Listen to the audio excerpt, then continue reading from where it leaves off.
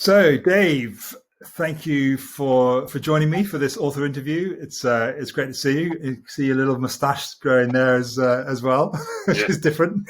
yeah, yeah. Really good to see So, you. listen, yeah, just for the sake of somebody watching this video who doesn't know you, you just let us know your full name, where you were born, where you grew up, and where you live now, just to All right. create that geographical context. Yeah. So in terms of background, my name is Dave Vrijsen. I'm originally from Belgium, and now living in Brisbane in Australia since 2010, together with my family, with my wife and two children. My son's 14 and my daughter is 9, Lucas and Noah. And we're loving the move to Australia, Brisbane. And we're basically one of those truly international families where each member of our family is born in a different country. So myself in Belgium, my wife in Germany, although she's Spanish, my son in Spain, and my daughter in Australia. So we also have a true blue Aussie in the family, which is great. And basically been in management consultancy for 20 years now. It's amazing how quickly the time has gone. However, really enjoying it. Started my own company 7 years ago, SageFlow, and built it around my own values and beliefs. Pete. Yeah, that's a little bit of the Wonderful. background. So how would somebody think of somebody who knows you well? How would they describe Dave Vrijsen in a single sentence? Okay, so Dave Vrijsen in a single sentence. That's a really interesting question. I don't like to brag too much about kind of qualities, etc., that I might have. I So do so think. so this is somebody else. You're just letting us know about somebody else has said something about you. So it's not bragging. All right, cool. That's great. So they would say Dave's a great leader and business owner who knows what he wants, has a great vision for his overall company. However, is also very customer oriented and really goes the extra mile in order to serve his clients. Where the majority of his focus is really on building transformation, and that's where his passion is as well. Seeing the light bulbs go on in his clients' eyes, where we're truly making a difference in the lives of the leaders that we're working together with or the organizations that we're supporting. Wonderful. Nice description. I learned stuff there. Dave, what is your chapter in How to Be a Six-Star Business book? What is it about? Yep. So I had the absolute privilege of writing the chapter on culture in the Six-Star Business book. And it was a true privilege as I've been working in the organizational cultural space for 20 years. And I wouldn't still call myself an expert in it. You can never be an expert in organizational culture, I believe. However, what I have seen over the past 20 years is that a lot of organizations are defining culture in basically one of two ways, either a compliance-based culture or a commitment-based culture. And being really truly six-star, there's actually a third type of culture which I'm explaining in the book, which is called the purpose-driven culture, which I believe is going to be the culture of the future, Pete. Wow, it's incredible, and it is a really it's a great chapter. It's well written. What impact do you personally hope to make from being an author in the Six-Star Business book? Really to share my knowledge, experience, and overall vision with the reader itself. I think it is going to be extremely important in order to look at not just the overall diagram that is being described in the book, but also what people can do to truly build a six-star culture within their own organization. And especially going forward, where purpose-driven cultures are going to be absolutely the key culture going forward within within any kind of organization that wants to be successful.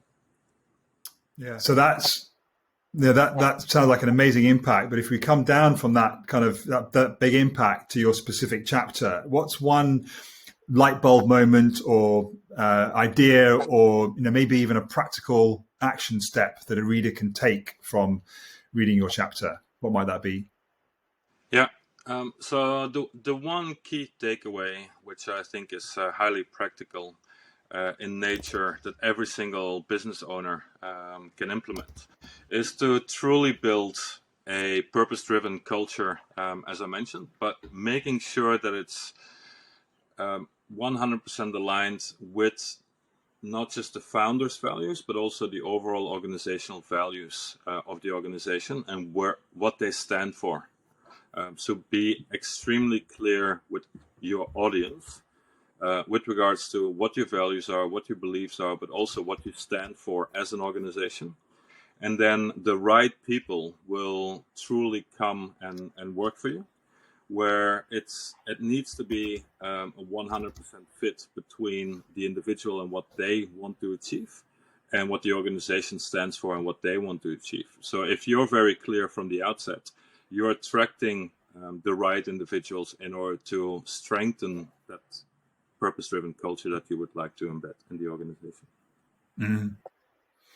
I can hear your passion about the subject, and your expertise on the subject is clear from your chapter.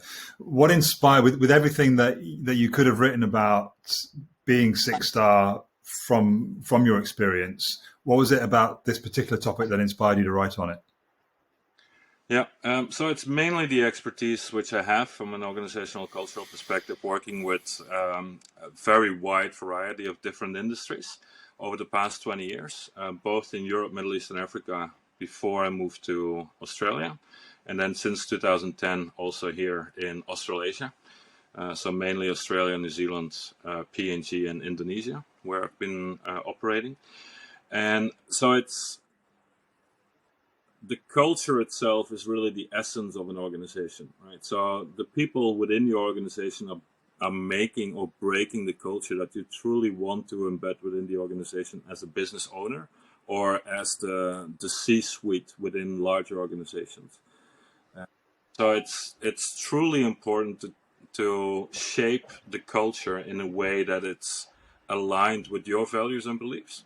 Where if you're either a compliance or commitment-based culture, what you can see from the more traditional businesses is that they would be looking at, for example, shareholder value, or would look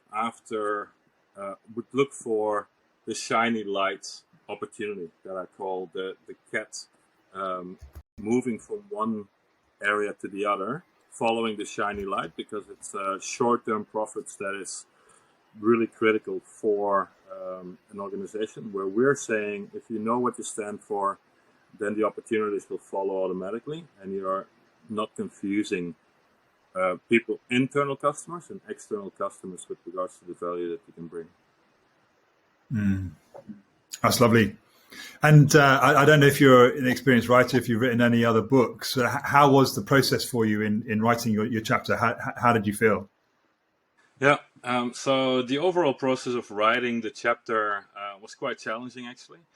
And in a way that I'm very used to speaking in front of audiences and facilitating training sessions, doing one-on-one coaching sessions or group coaching sessions. However, distilling the key expertise that I've built up over my career into a relatively short chapter within the book, it has been quite challenging, but hopefully the reader will appreciate the essence of what the overall expertise looks like. That's good to hear.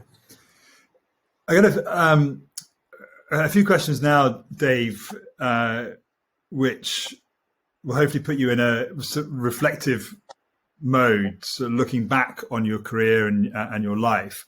And as you do that, what would you say has been the biggest gift to you on your journey to get you to where you are now? Your biggest reward? Yeah. So in terms of shaping me as a professional, I had the absolute privilege of being mentored by highly successful and highly engaging mentors. So having this highly valuable mentoring relationship as part of the organizations that I work for was really, really impactful for me personally and as a professional.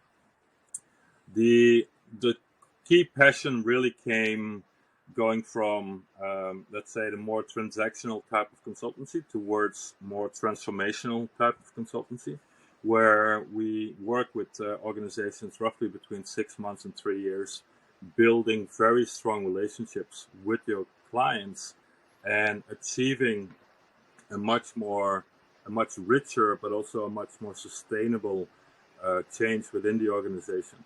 So that and I know that once we leave the organization, that the change that we've been able to achieve together will not collapse as a house of cards, but is truly sustainable, and the organizations can continue the journey even without us.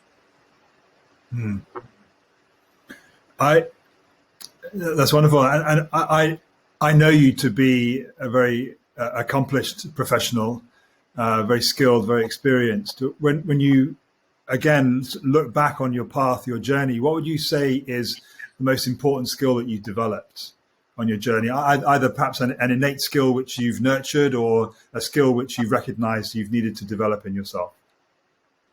Yeah.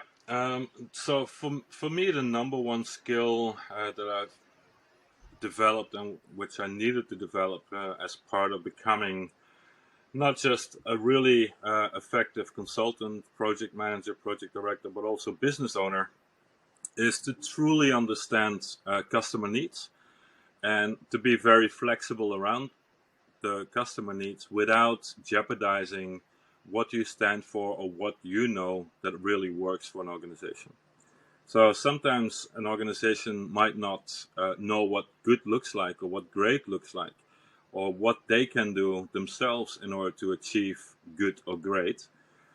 So trusting in the process and trusting in my own ability and that of my people to ensure that they are taking the right steps, working together, very closely together, shoulder to shoulder, together with our clients in order to embed the transformation that they're looking for through specific angles that are of specific interest to the clients themselves.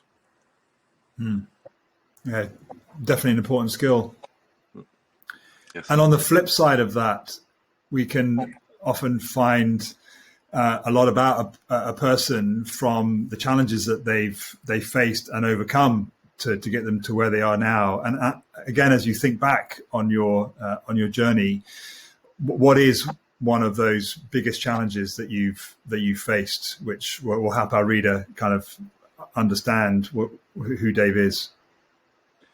Yeah. So for me, some of the key challenges that I've faced over my career were, I would say, an inability in order to demonstrate the true value that we're able to generate within an organization within a very short period of time, right? So not having the overall, let's say, highest management buy-in in order to trust the process and to take the process internally through the different ranks of the organization, and stopping the process, let's say, halfway through. Yes, we have been able to demonstrate significant value already. However, it's not sustainable at that moment in time, where organizations would see that as being significant value for them already, and that they think that they can already basically walk and run by themselves. And so those, I call them, like, I still think back at those implementations with a little bit of pain in my heart, to be honest, because you give it your all every single time together with the client in order to achieve what they really truly want to achieve. However, if they, let's say, cut the umbilical cord way too soon, then it's not going to generate the impact that both ourselves but also the client knows that or realizes that we could have had if we would have continued the relationship. a little bit longer Yeah. than what we have. And that's not 6-star for any. Yeah, that's not 6-star for anybody, is it? But just on that, just to kind of wrap up, and I really appreciate this gift of time that you've given. What does being 6-star mean to Dave Vrijsen, and why is it so important to you? Yeah. So being 6-star for me is pushing the envelope, challenging yourself every single day, where we know we can offer incredible value to our clients. However, is there more value that we can add? Are there other elements in which we can ensure that any implementation that we're doing with any client is going to be truly successful? Where at the moment, obviously, we're heavily reliant on what the client can provide as much as we can provide as well. So it comes together, basically, where we're coming to the middle ground, and the organization to the middle ground as well, where the true richness develops from an organizational cultural perspective and from an implementation perspective as well. So making sure that that's really 100% clear to every single organization that we work with from the outset, so that we can turn organizations away if we absolutely know that they're not there yet. We call it, on the one hand, management commitment, but also organizational readiness for change, right? Readiness in order to go on that journey together with ourselves, and ensuring that we're both on the same page before, during, and after the implementation. Mm-hmm. That's critical. That's brilliant. Well, I feel incredibly privileged to have the opportunity to work with you and collaborate with you on this book and in other ways. So again, just appreciate you, value you. Thank you again for your time. And we'll see each other soon. Thanks very much, Pete. Really, really appreciate it. Thanks, Dave. Cheers.